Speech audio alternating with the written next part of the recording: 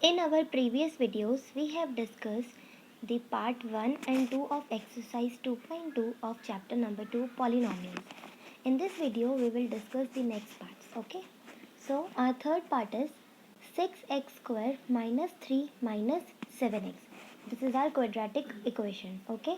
First of all, we can see that there is a constant term in the middle and the x variable term is in the last. So we have to shift this equation. सो हमने इसको कर लिया 6x square minus 7x minus 3 तो we put constant in the last. Okay. So हमारा first step क्या होता था कि हमें जो फर्स्ट टर्म है और लास्ट टर्म है उसको मल्टीप्लाई करना था. तो हमने we multiplied 6x square into minus 3 तो we get minus 18x square. अब इस माइनस 18x स्क्वायर को हमें टू पार्ट्स में ब्रेक करना है और ऐसे ब्रेक करना है कि हमें मल्टीप्लाई करके मिल जाए माइनस 18 एंड प्लस या माइनस करके मिल जाए हमें माइनस 7. ये जो सेंटर टर्म है हमें वो मिल जाए.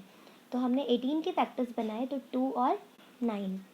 ठीक है. तो प्लस माइनस माइनस तो यहाँ पे आ गया हमारा माइनस 7x. ओके. अब यहाँ पे हम पुट कर देते हैं तो 6x स्क्वायर इस माइनस 7x की जगह पे हमने पुट किया plus 2x and minus 7x and minus 3. Now फिर हमारा वही पुराना स्टेप हमने यहाँ से कॉमन ले लेना है. यहाँ से हमने 2x कॉमन लिया तो हमें मिला 3x प्लस 1 और यहाँ से हमने माइनस 3 कॉमन लिया तो हमें मिला 3x प्लस 1. ठीक है. तो we get two factors 2x minus 3 and 3x plus 1. अब हम इन दोनों को ज़ीरो के बराबर पुट करके we will find the zeros of this equation. ठीक है. तो we get two zeros that is 3/2 and minus 1/3. Now we have to verify the relationship between the zeros and the coefficients. Okay. तो first of all we will find the sum of zeros. तो हमें सम निकालना है 3/2 plus minus 1/3. तो हम इसे solve कर लेंगे तो हमें मिला 7/6. In the same way, we will find the right hand side. तो minus coefficient of x is minus 7 and coefficient of x square is 6. तो हमें मिल गया 7/6. Now the next is product of zeros. Product of zeros में हमने देखा कि हमें 3/2 को मल्टीप्लाई करना पड़ेगा माइनस 1/3 से तो we get minus 1/2. In the same way we will find right hand side that is constant term upon में coefficient of x square. तो इस पे जो हमारी कांस्टेंट टर्म है कांस्टेंट टर्म हमारी इस इक्वेशन में कितनी थी -3 थी और कोफिशिएंट ऑफ एक्स स्क्वायर था 6.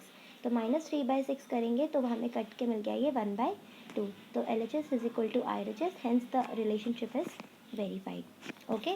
Now we will see the next part. अब next part is 4u square plus 8u. अब यहाँ पे हम देख रहे हैं कि हमारे पास 3 टर्म्स नहीं है तो we do not need to do the middle term splitting. So हम क्या करेंगे इन दोनों में से ही हमने क्या कॉमन ले लिया 4u कॉमन ले लिया. 4u अगर हमने कॉमन ले लिया तो हमें क्या हाथ से मिला u प्लस 2. तो we get two factors 4u and u plus 2.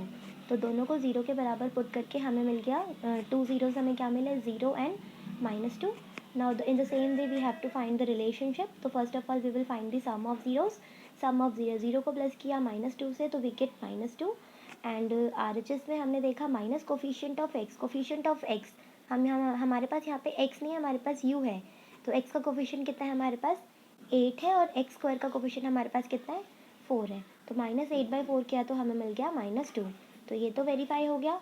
Now we will find the product of zeros. Product of zeros is equal to constant term upon में कोफिशिएंट ऑफ एक्स स्क्वायर. तो product करेंगे तो 0 into -2 is 0. Obviously 0 को multiply करते हैं तो 0 ही आएगा. Now constant term कितना है इसमें हमें कांस्टेंट टर्म गिवन नहीं है. ठीक है. We do not have any constant term in this equation. तो we will put constant term as 0. तो 0 divided by 4 is also 0. So LHS is equal to RHS hence our relationship is verified. Thank you.